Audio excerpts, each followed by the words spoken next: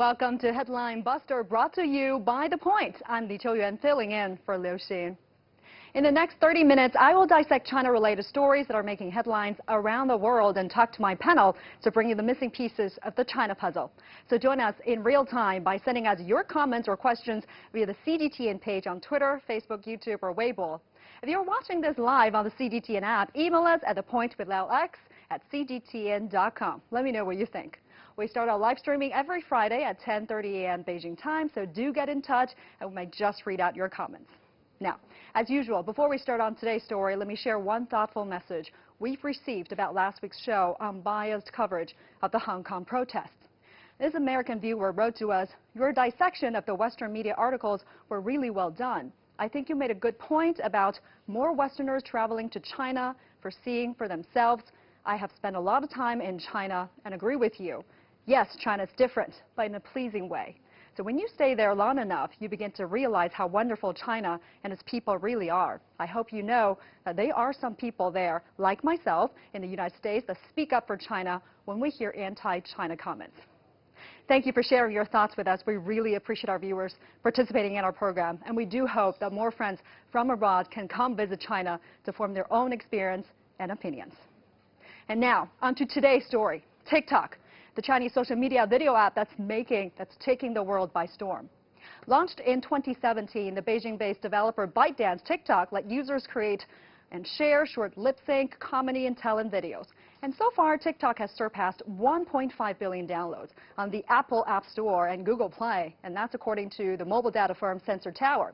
It is the third downloaded non-gaming app this year, and to put that into perspective, it's ahead of Facebook and Instagram, and just behind WhatsApp and Messenger. The main source of downloads, India, followed by China, and then the U.S. As of last year, the app was available in over 150 markets and 75 languages. Young people love it, celebrities use it, and it's growing by leaps and bounds. But of course, the fear, the faster a company rises, the sooner the scrutiny follows, especially if the company is Chinese, as it seems. And after TikTok got big in the United States, some critics started branding the app as, you guessed it, a threat to national security. Now, they allege TikTok could share users' data with its Chinese parent company ByteDance, and in turn, the Chinese government. U.S. Senator Marco Rubio asked the Committee on Foreign Investment in the U.S. to open an investigation into TikTok on the grounds of national security, censorship, and anti-boycott compliance concerns. So to address these concerns and make clear the division between TikTok and the Chinese government, the company released an official statement on its website that says, "We store all TikTok users' data in the United States with backup redundancy in Singapore, and our data center are located entirely outside of China, and none of our data is subject to Chinese law. Further, we have a dedicated technical team focused on adhering to robust cybersecurity policies and data privacy and security practices." But despite the company's transparency, popularity, and clean track record, TikTok continues to attract controversy, as seems to be the case with many China-related stories in international media these days. Of course, fears, doubts, and concerns cloud some headlines on TikTok, but today, I'm going to take a new approach. Instead of busting headlines one by one, I will take a look at how 3 different news agencies have told TikTok's story this month. So first up, the BBC on November 7th published, "TikTok, Should We Trust the Chinese Media Social Media Video App?" Here we see the same old fear-mongering style we've gotten used to. By using "we" in the headline, the article immediately draws a line between us, the British people, the Western world, and them, presumably the Chinese app and the Chinese people in the entire country of China, which gives us a glimpse of how the BBC sees the world these days. Never mind the fact that TikTok isn't even available in the Chinese market. It's specifically designed for international markets. But if the article wants to stress the trust factor, as they have a right to, why not just phrase the headline like, "Can TikTok be trusted?" Or, "Does TikTok pose a threat?" Why make it all about China? Then, the New York Times on November 18th published the article, "TikTok's chief is on a mission to prove it's not a menace." Now, I found this article refreshing. Instead of seeming to pit the world against a Chinese-owned app, this article presents a more comprehensive look at TikTok's story, leadership, and challenges.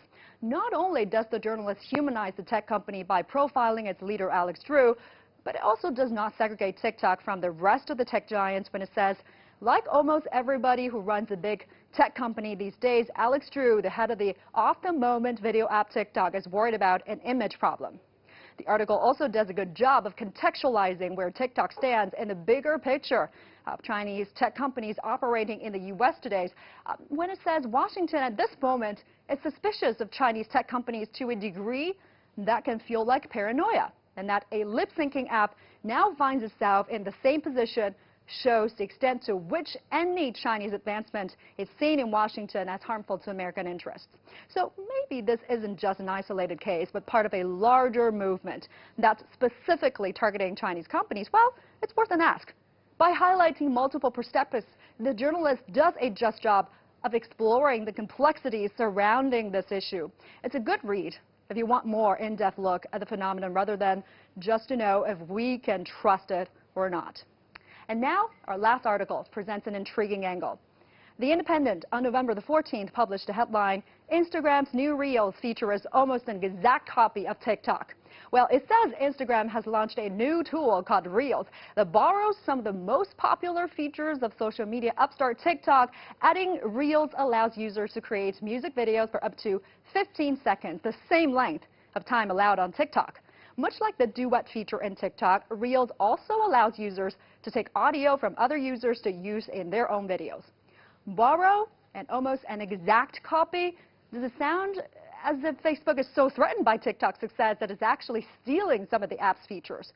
Well, the article seems to think so, as it is the latest move by Facebook when it owns Instagram to compete its hugely popular Chinese rival that has gained more than 500 million users around the world since it launched in 2016. So, when U.S. businesses' interests are also at stake here, a detail that seems to get lost amid all the noise over the app's supposed threat to national security. The article also notes that through the launch of Reels, industry experts say Instagram can capitalize on its already sizable user base and monetize the format in a way that TikTok is unable to. So when you think about it this way, TikTok sounds more like a victim of its own success. The point of all this? As with most stories in the news, TikTok's story is multidimensional. It's not just black and white or about us versus them. It's much more dynamic. We tried to bring you several pieces of the puzzle today, but we would love to hear your thoughts. So what do you think about today's article? Do you think the media does a good job of presenting China-related stories? Let me know what you think. Drop us a comment or send us your questions. We'll talk about it with our guests in just a minute. Stick around.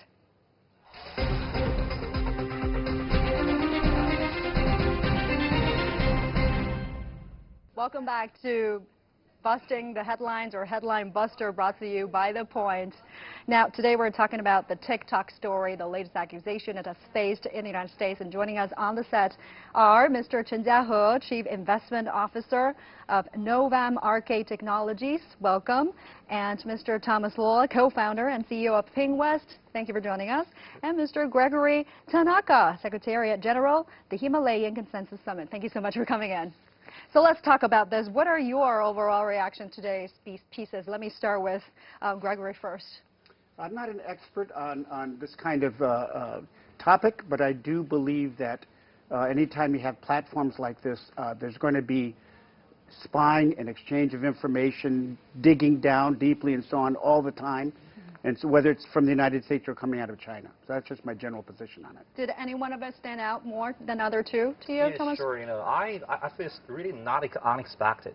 Just in very early this year, I mean just in January, and when somebody talked me about, okay, just now TikTok has surpassed Facebook, should be the #1 social media app in the U.S. Okay, say it was just suffering this kind of setback, like just investigation in terms of national security. I said it will ultimately come. And you're a close friend of the founder and CEO of ByteDance, right? What was it like at their company now? What's the sense that you're getting from them? Yeah, sure. I think the company, the ByteDance company is really a growth-driven company. The executive team, and they're pretty care about the growth. So are they concerned How concerned are they They're now? concerned about this kind of issues, but they prioritize growth and then the concerns. So that's the reason they just come to the U.S. market and then just to now be the #1 social media app in the U.S. because in their growth, I mean the growth in China just has reached out the limitation because in their user base is really big enough. So they try to seek the opportunities to do something just overseas, probably like the Southeast Asia or the U.S. Of course, in the U.S. is a very great promising land for them. Yeah. Sure. Now, we've got a comment. Let's see it. That's from Facebook. Perna Man Shak Ya says, West media just wants to stop others from advancing. Jiahe, what's your reaction to this? Well, yeah, it's all the political issues surrounding the kind of business things right now. I mean, when you look at these, it's just a platform that lets you to broadcast some of your own videos, and that's driven into things like Eastern and Western. I think that's really weird because TikTok is a totally Western company. I mean, it has Douyin version in China, so we shouldn't really bring a lot of politics into it. It's just business, I suppose. And this really echoes with what the New York Times says.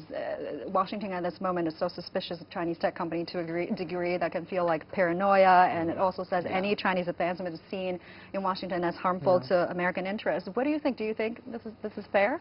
Because you're from Hawaii, right? Well, from an American perspective. I lived in Hawaii. I'm actually in San Francisco now, in California.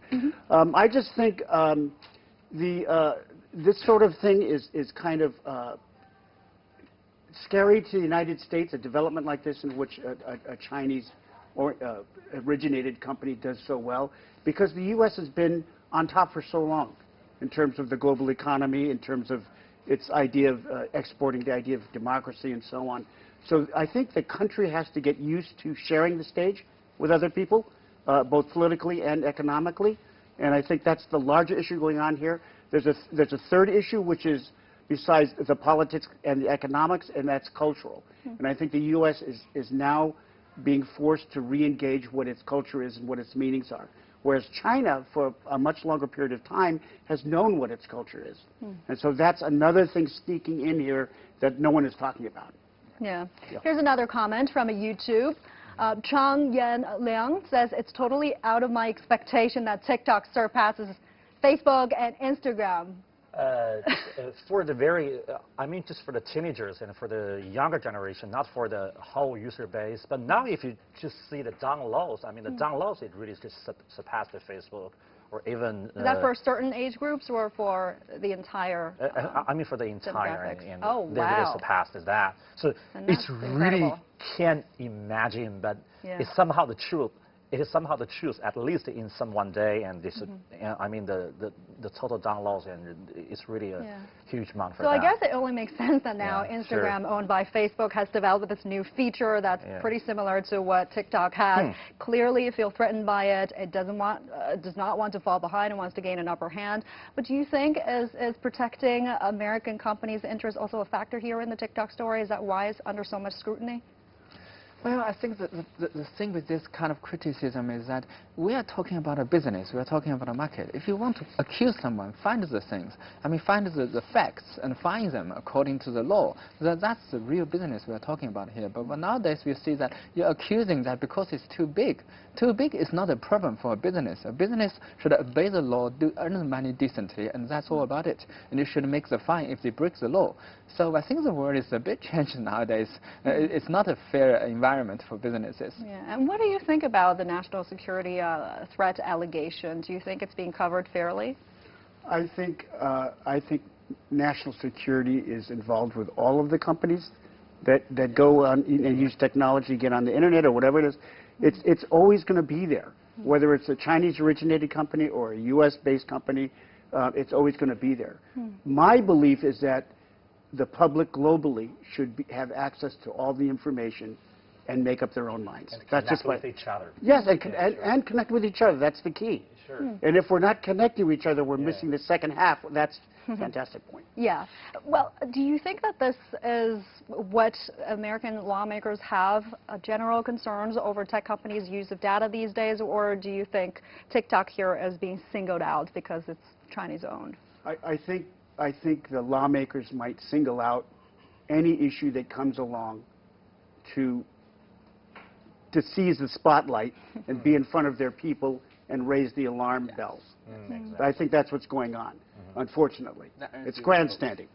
Yeah. And Thomas, you kind of agree? I think it's somehow a single out issue because just I mean just all of this kind of the tech companies now are under this sort of the investigation by some kind of their administrations in the U.S. like Facebook. And Facebook is still just under this kind of investigation for that just like the too big or the sort of things or the data privacy or the user privacy issues or even sometimes like the algorithm issues like the algorithm will just affect just people's thinking or people's thought or this sort of things. It's somehow it's some very metaphysical issues or even some kind of the very just not really the tech issues, but sometimes can just go into the social issues or even the philosophy issues sometimes.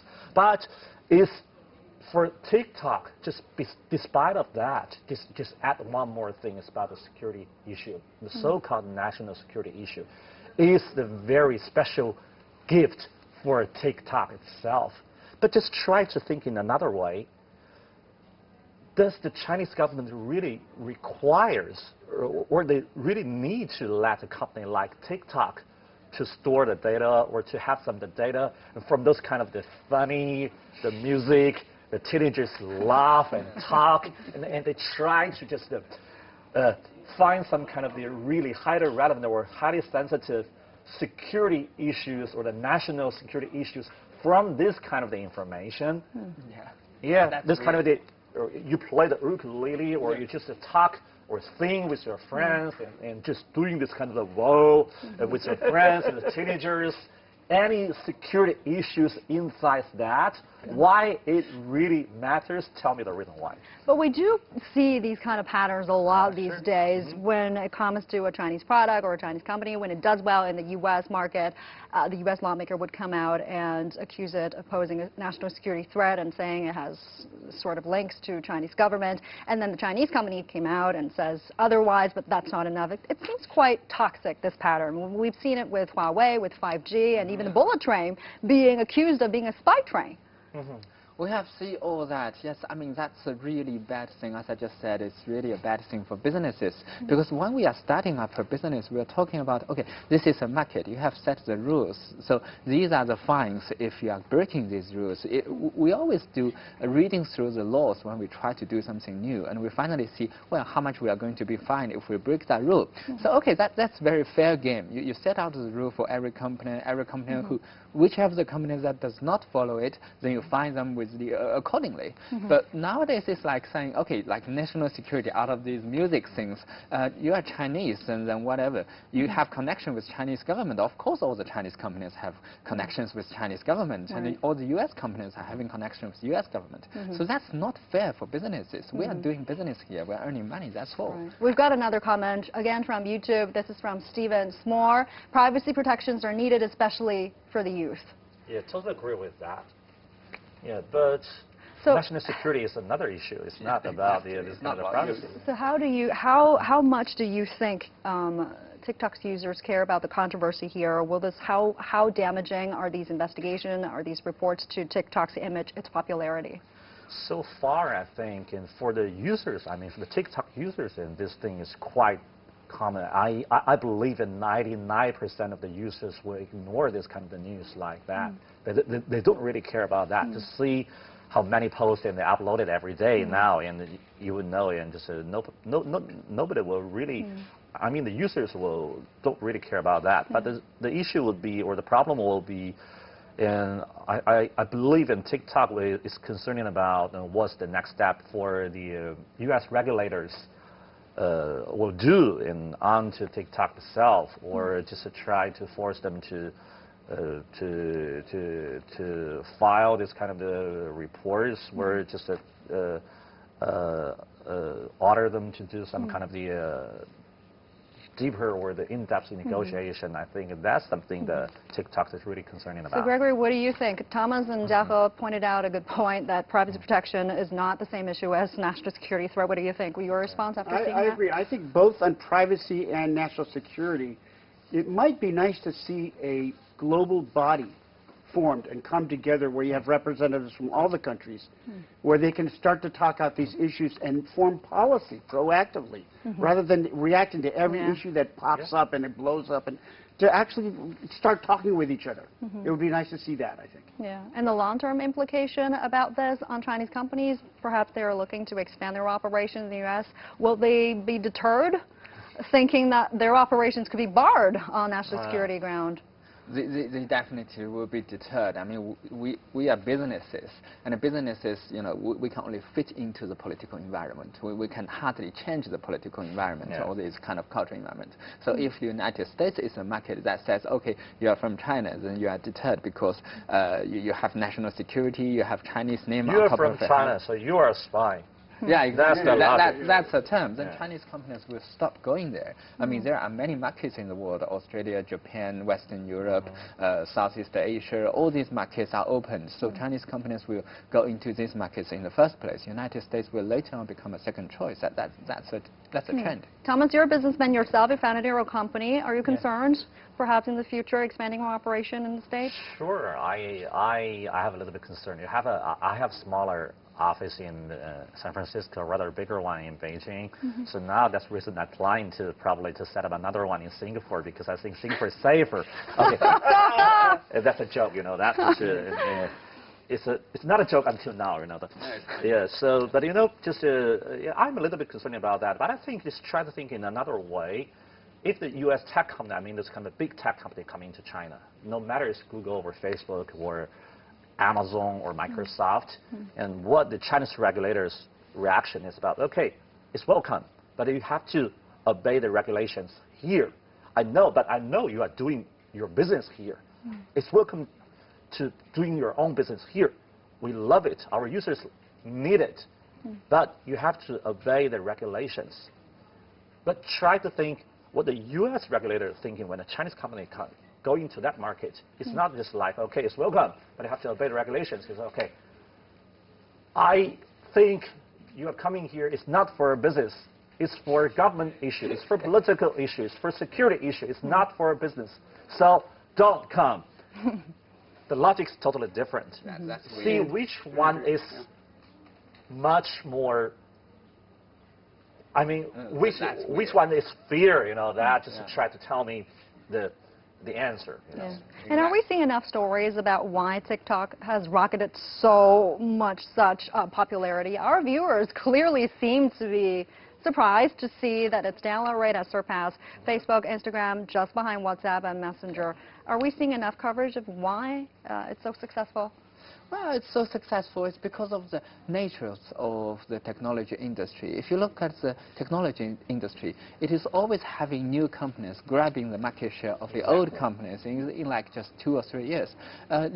For other traditional industries, these kind of, for example, the development of airplanes, the railroads, they will take out the old industry in like 10, 20, or even 50 years. But technology industry is every 3 years you have something new. I mean, TikTok is successful today, but maybe 3 years later, with the application of 5G, you will have something new. TikTok is founded by a Chinese company. It's set up, was done by a Chinese company. Yes, that's the only one special thing for that. Yeah, probably, but that's still a tech company, so tech companies are just like that. What do you think, Gregory? Are you surprised to see it becoming so successful? Should Facebook be worried, for example? No, I agree. I think the tech companies are popping up everywhere, and they should be. That is the nature of creativity. That's the nature of the whole field of technology. I think it should be encouraged and not barred. And so by the various countries, I just think we need to start talking to each other as far as the countries and how they're going to treat companies from other nations, and maybe agree on a more a standard that everyone can agree on would be nice to have. And the optics of it, how this story, TikTok story, is being perceived across the world, across different media organizations. This comes back to the 3 articles I mentioned in the beginning. What accounts for different portrayals of TikTok? What do you think? Well, the thing that TikTok is different is that it's actually just make you be able to shoot videos. This is a new thing that many companies didn't grab in the first place.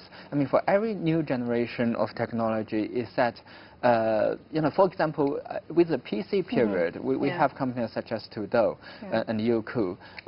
They were having the chance of grabbing the mobile end, but they didn't. So TikTok took the place. So, for example, Microsoft, they were having the Windows system. They should grab the mobile phone's Android system, but Google did that. So that's the reason I don't really like investment in technology industry. That's just changing too fast.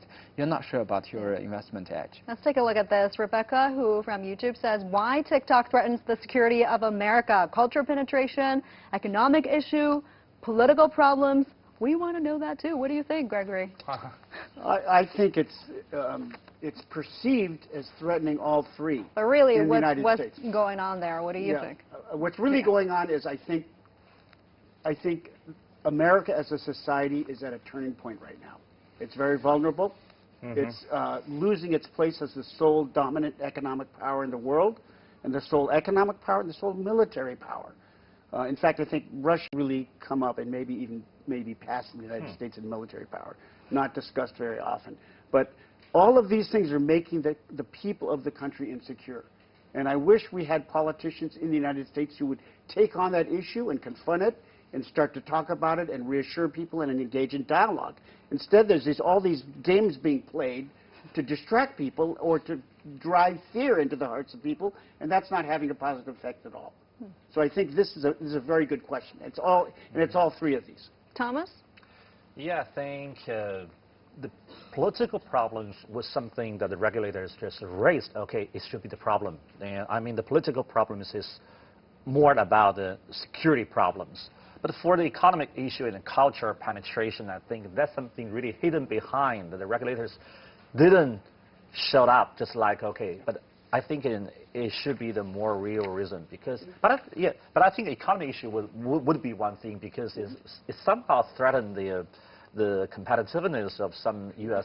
companies like Facebook. But I think it's just like probably just as you mentioned, probably in the next wave, another U.S. company will surpass TikTok and to stand on the top of this kind of the mobile internet or the tech innovation wave. It's quite common. It's quite common.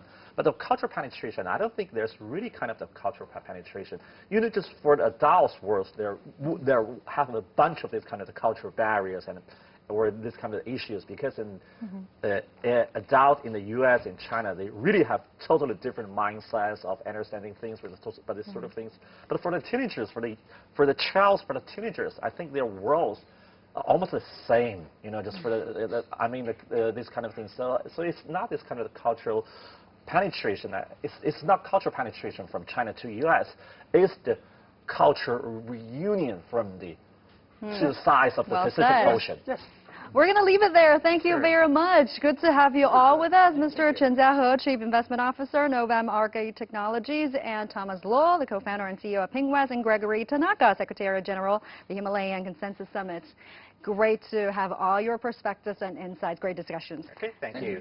That's going to do it for this edition of Headline Buster, brought to you by The Point. Thank you so much for watching. We hope to see you same time next Friday. Good to see you then. Have a good one.